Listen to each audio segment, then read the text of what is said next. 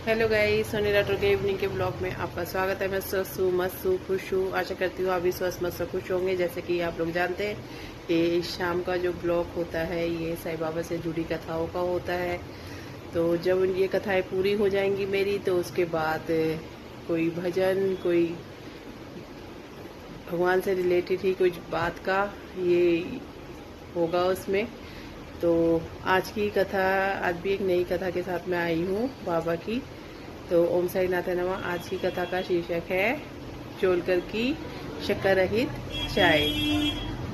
चोलकर भी बाबा के तो बहुत से भक्त हुए थे, कहते हैं कि ये तो सभी जानते हैं। तो उन्हीं में से एक भक्त होते हैं चोलकर, जो कहते हैं कि साई कार्यालय में कहते हैं काम कर कार्यरत होते हैं। तो उसकी परीक्षा होने वाली होती है, तो उनको बहुत चिंता होती है। कहते हैं कि इस परीक्षा में तो मेरे को उत्तीर्ण होना पड़ेगा, क्योंकि उनका जो परिवार होता है जो बहुत बड़ा होता है, उसके लिए जो उनको जीवोपार्जन करते हैं, जो उनकी कमाई होती है वो उसके हिसाब से बहुत कम होती है। तो वो बाबा से प्रार्थना करते हैं कि मेरे को इसमें कुछ, मेरे को परीक्षा में पास करा दे, और जो फिर मेरे को आमदनी होगी तो मैं उसमें से आपको पहले मिश्री का प्रसाद चढ़ा दूंगा और शिरडी आऊँगा।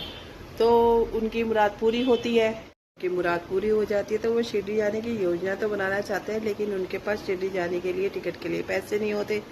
और वो कहते हैं कि बाबा को निवेद भी अर्पण करना है, तो कैसे किया जाएगा। अभी भी उनको उत्तीर्ण होने के बावजूद भी अभी भी जो वेतन मिलता था वो भी अभी उनकी फैमिली के लिए, मतलब परिवार के लिए, कुटुंब के लिए पर्याप्त नहीं था।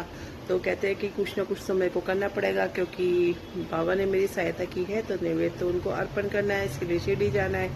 तो वो क्या करते थे, वो कहते थे कि सब कुछ मैं छोड़ सकता हूँ, लेकिन चाय, 2 टाइम का खाना छोड़ सकता हूँ, सब कुछ छोड़ सकता, लेकिन चाय तो मैं नहीं छोड़ सकता। तो वो चाय पीने की उनकी आदत होती है बहुत ज़्यादा, तो वो 2 टाइम चाय को कर देते हैं, और चाय भी जो पीते हैं वो शक्कर रहित चाय पीते हैं। तो इस करके वो थोड़ी थोड़ी जो अपने इधर उधर से पैसे बचा के अपनी शिरडी यात्रा आरंभ करते हैं। शिरडी जाने की जब शिरडी पहुँचते हैं, तो जब वहाँ मस्जिद में जाते हैं, बाबा को देखते हैं, तो मिश्री का प्रसाद अर्पण कर देते हैं उनको, और वो वितरित हो जाता है सभी भक्तों में।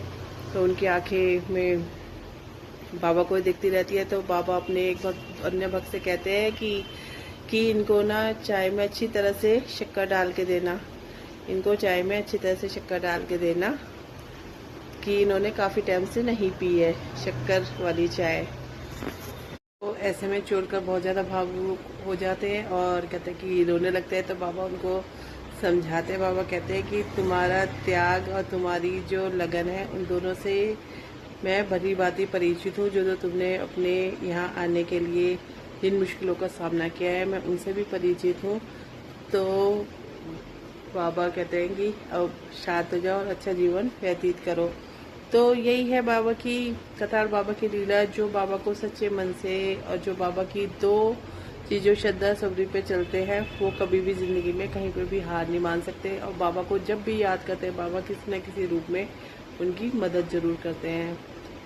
बेशक उनका जो वो था, जगह थी शिरडी में थी, लेकिन बाबा तो सर्वव्यापक है। वे हर किसी के मन की बात जानते हैं, किसके मन में क्या चल रहा है, क्यों चल रहा है और क्या चाहते हैं, सब बाबा इस बात से परिचित है। तो इसी के साथ ये कथा मेरी पूर्ण होती है। ओम साई नाथ नमः। तो बात करूँ आज के दिन की, तो आज का दिन भी बहुत सुस्ती भरा और नींद भरा सारा हो रखा है पूरी तरीके से, कहीं गई भी नहीं। तो बस ऐसे बैठी हुई हूँ घर में, तो थोड़ी सुस्ती सी आ रही है। चलो इसके साथ ब्लॉग को हम खत्म करते हैं। ओम साई नाथ नमः। कल मॉर्निंग के ब्लॉग में मिलेंगे मन की बात में एक नई उत्साह के साथ। तब तक के लिए have a nice day. Tata, bye bye.